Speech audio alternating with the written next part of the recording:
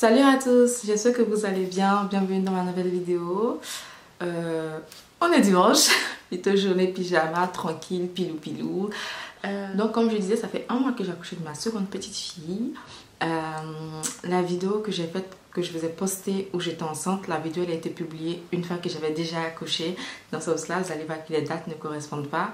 Et j'ai accouché, disons, 2 semaines après cette vidéo-là, sachant que j'étais vraiment très fatiguée. J'étais à 38 semaines, mais sans pendant la vidéo, et j'ai accouché à 40 semaines plus 3, un truc comme ça. Disons que je me sens plutôt très bien, parce que pendant ma grossesse, en fait, j'avais établi en fait une méthode de plantes artisanales en fait que j'utilisais énormément, et après ma grossesse je me suis direct, après l'accouchement disons, je me suis direct lancée là-dessus et je continuais à prendre ces plantes là, ce qui a fait que franchement je me suis sentie rapidement sur pied. Voilà, oui, je me suis sentie rapidement bien dans ma peau, disons. C'est des méthodes de nos ancêtres, en fait, de nos mamans, de nos grandes-mères, qu'on a tendance à mettre de côté, mais en fait qui sont super efficaces, sachant que je suis toujours dans ma démarche en fait du naturel, des plantes, utiliser le maximum de plantes possible et éviter les médicaments et tout. Ah, donc je vais vous montrer en fait les choses que j'utilise. Je vais vous montrer mon petit secret, soi-disant, des produits que j'ai utilisés. Je sais qu'il y en a beaucoup. Et si jamais vous en connaissez d'autres, vous pouvez mettre en bas en commentaire pour que je puisse aller me renseigner et j'aille les chercher. Donc là, moi, je vous montre les différentes plantes en fait que je mélange, que je prends. D'ailleurs, que je mélange, que je prends. Des plantes qui m'ont aidé en fait, disons, à me remettre rapidement sur pied et que je continuerai le plus longtemps possible d'ailleurs. Donc, je vais vous présenter ici, nous avons du gongolili ou du badi, ça dépend de différentes langues en fait. Moi, je l'appelle gongolili, c'est comme ça on l'appelle en Côte d'Ivoire. Elle a plusieurs noms et énormément de vertus. Elle va permettre en fait d'assainir la femme, en fait, de permettre de nettoyer le ventre. Moi, je l'utilise on va dire, je mets 2 comme ça dans ma bouteille d'eau que je bois constamment. Donc, dans la bouteille d'eau que je bois, ce seraient les 2 là que je bois au long de la journée. Tout le temps, dans toutes mes bouteilles d'eau, j'en ai.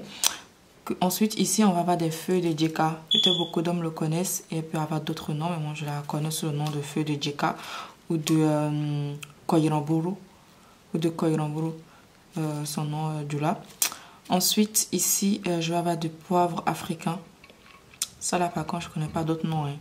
Moi, je l'appelle poivre africain ou canifi. C'est le nom qui est là. Ici, je vais avoir des clous de girofle. C'est un truc que je kiffe, les clous de girofle. L'odeur, tout ça, le parfum qui dégage, je kiffe énormément. Donc, je vais mélanger tout ça, que je vais mettre en ébullition.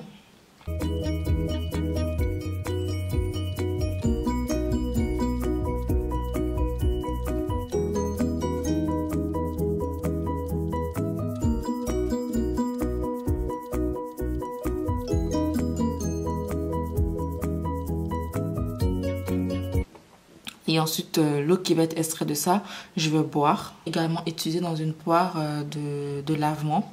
Ça, c'est vraiment un truc de nos ancêtres, de nos grandes-mères, qu'ils utilisent toujours aujourd'hui. Et je sais que beaucoup d'hommes le font plus. Et franchement, c'est hyper bien après l'accouchement pour reprendre un transit normal. Parce qu'après l'accouchement, il y a beaucoup de femmes qui ont tendance à être constipées ou le transit, il a du mal à venir. C'est pour cela, lorsqu'on finit d'accoucher, les sages-femmes nous demandent régulièrement est-ce que le transit il est revenu, vous allez aux toilettes, vous allez à la selle. Et au lieu de prendre des médicaments ou de suppositoires, moi je vous conseille vraiment de faire des lavements, pas tous les jours. Je ne conseille pas non plus tous les jours, mais de faire le régulièrement possible pour vraiment remettre le transit normalement et d'aider aussi à la guérison du ventre. Après la poire, vous pouvez trouver en Afrique, si vous êtes en Afrique, mais vous pouvez également trouver à Château Rouge, me semble. Vous pouvez trouver à Château Rouge. Moi, celui-là, il vient de la Côte d'Ivoire directement. Parce que je suis vraiment à fond dedans. Et voilà. Ensuite, qu'est-ce que je conseille de faire et de ne pas faire aussi après l'accouchement? Je ne vais pas dire que j'ai beaucoup de connaissances à ce niveau-là, sachant que j'ai eu que 2 bébés et je suis encore jeune, donc je suis encore à la recherche d'apprentissage, à la recherche de nouveautés, d'apprendre des choses aussi auprès de ma maman, de ma grand-mère, de mes tantes et tout. Le peu que je peux vraiment vous dire pendant la grossesse, donc moi je conseille vraiment à tout le monde, Pendant la première grossesse, je l'ai fait. Pendant la seconde également, buvez beaucoup d'eau et bougez beaucoup. Si vous avez la possibilité de bouger, bougez beaucoup. Pendant ma première grossesse, j'ai pas eu de complications, c'est-à-dire j'ai rien eu en fait, je vais pas mal en fait, j'avais vraiment mon ventre et c'était tout, j'avais aucune complication autre. Mais pendant ma seconde grossesse, en fait, j'ai eu une sciatique qui m'a énormément fatiguée, mais vraiment. Mais le secret de ça, c'était vraiment de bouger et de boire. C'est plus d'autres astuces, vous connaissez d'autres plantes à me conseiller. Donc ce serait super bien, vous pouvez me donner vos expériences, vos conseils, s'il y a des choses que vous avez remarquées dans la vidéo qui ne sont pas tout à fait exactes pour vous, hein, parce que c'est mon fond, c'est ça, j'ai du mal à parler, c'est mon point de vue. Et donc si vous avez des remarques à me faire et tout, faites-le en bas de commentaires, ça me fera énormément plaisir de lire et de vous répondre par la suite. N'oubliez pas de vous abonner à la chaîne, de partager la vidéo. C'est ce, je vous fais de gros bisous et à bientôt.